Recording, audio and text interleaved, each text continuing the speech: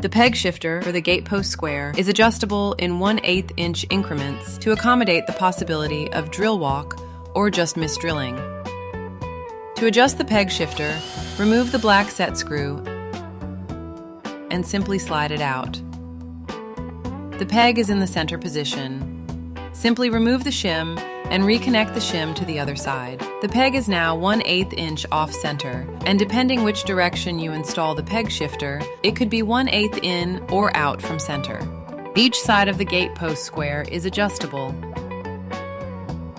You can also remove the peg shifter and replace it with an aluminum bushing. Just line up the pre-drilled hole with the hole in the gate truss and screw the black screw back in.